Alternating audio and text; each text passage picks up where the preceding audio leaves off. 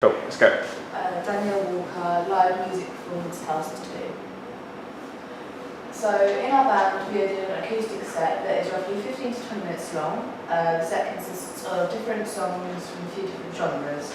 Never Too Late is a song performed by a post-grunge band, and Afterglow is more of a rave song that you'd hear in clubs.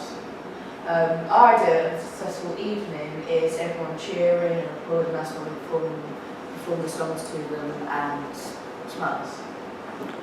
So the first venue is After Dark. Capacity is about 250. The Den is where like the live music is played, like the rock and stuff. It's about 160. The acoustic room is much smaller. It's about 90.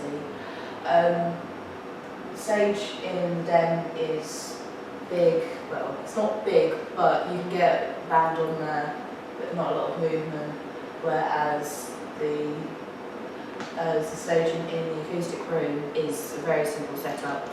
Just got a mic, a chair, and plugged in.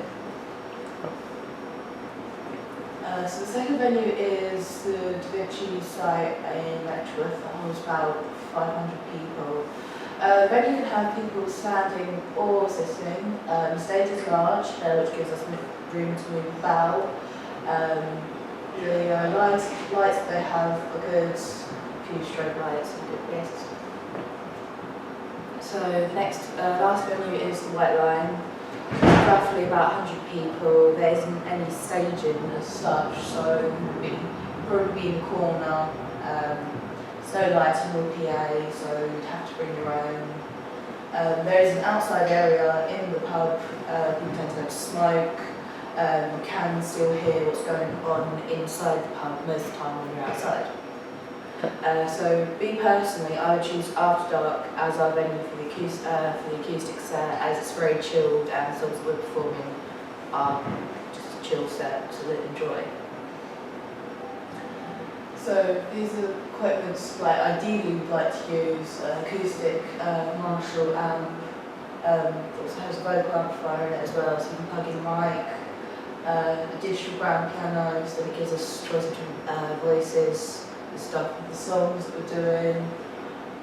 Wireless microphones would be ideal, saves like having lots of wires on stage, making like trip hazard songs as well, just easier to hold and stuff. And mic stands, because mic stands needed more generally. Yep. So the equipment that we actually have at college is orange amps, and the mics are run through a PA system. Instead of using the digital grand piano, we're using like a Yamaha piano that college has. It's got pretty much most of the same voices on there, they just sound slightly different. Okay. The mics that we're using here aren't wireless, they're wired, so it just means that there's more wires about on stage, so people have to be more aware of where the wires are and then the mic stands there anyway. So health and safety. Sound, for the audience and the band members, if band members don't have like ear protection, think about like making sure the volume's alright, as well as like the audience, because they've probably been there the entire night by the time like we get on stage, and they're obviously going to be here for a long time and the music's going to be loud. So like they could have breaks and stuff over the period because of like the noise and stuff, exposure damaging. There is same for band members. Wires like trip hazards.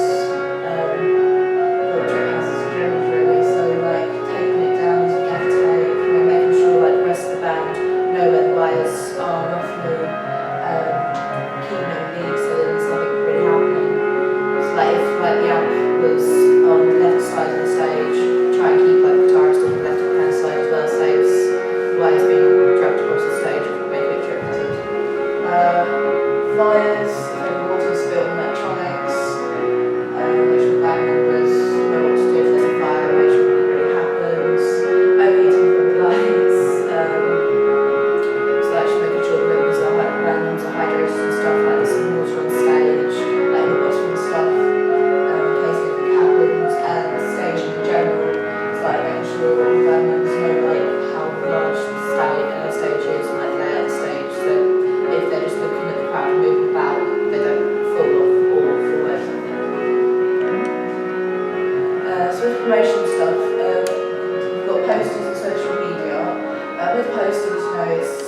labour, printing out, handing out.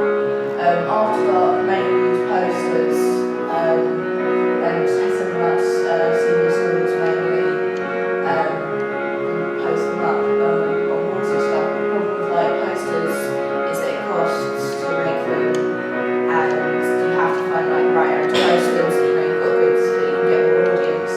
And sometimes when it's sent to senior schools, people turn up thinking it's one thing and it's something completely different.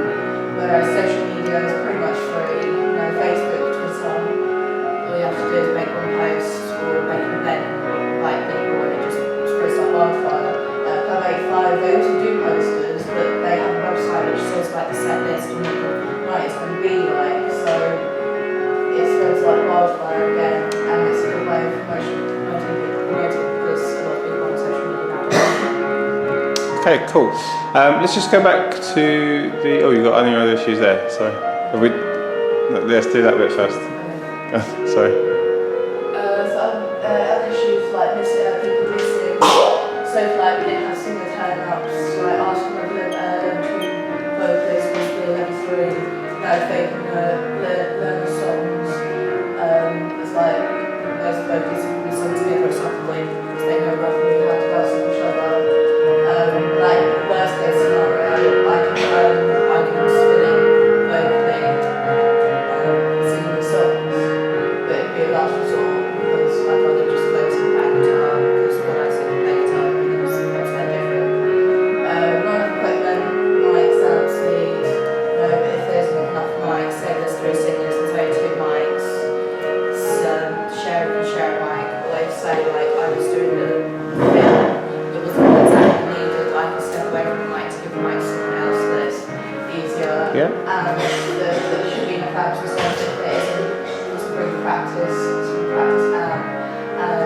Make sure like I've got enough leads and stuff. Like with public change sets, people don't turn up, or there's different type of audience, or you haven't got all the equipment you need. So like this is what makes the skills, use a piano, if there was a piano at the concert, you can take out this what makes the skills and put a different song instead. Okay.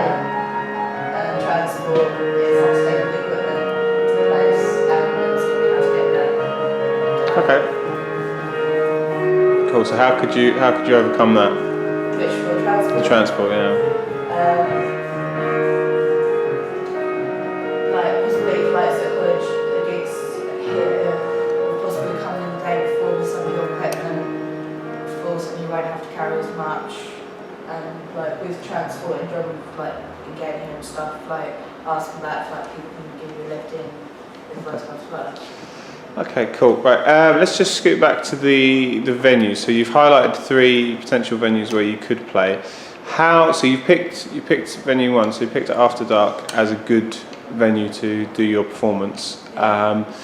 What are the kind of aims for your performance anyway? Like what kind of audience? What's your expectation of the audience? To enjoy themselves really is cool to them, so they can hear something different. It's got like different genres, music and stuff to play to them. So it's just giving them a different take on something. Okay. So if you're comparing the audience that potentially you could get at somewhere like After Dark, and if you compare that to the audience that you expect or the audience that you've had at previous end of term concerts, so the audience you're expecting at this one, how would that kind of differ for you for what you do from a performance point of view? Performance point of view, After Dark it's mainly young people, like 13 to 19, whereas at concerts here it's much more adults because parents want to see their children perform. So with like parents and stuff, like maybe be a bit more interactive with them, saying slightly speaking differently. Yeah. Like mannerisms and stuff, whereas like After Dark was really, yeah, you're right, as a college gig, your mannerisms would be different. Okay, yeah, okay.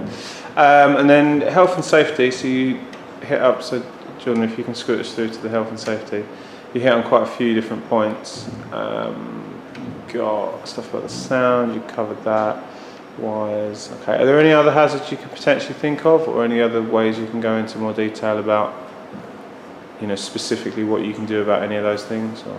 water on stage being like one of them. Yeah. It's like if you need a drink and stuff like overheating or to keep balancing stuff on a bottle, ideally on a bottle of water, because if it does spill onto the electronics, it's a lot of money to replace it, and also stables. Okay, so you're saying you need water on stage. How are you gonna deal with that? Bottled water possibly off to the side, away from the equipment. Okay, cool.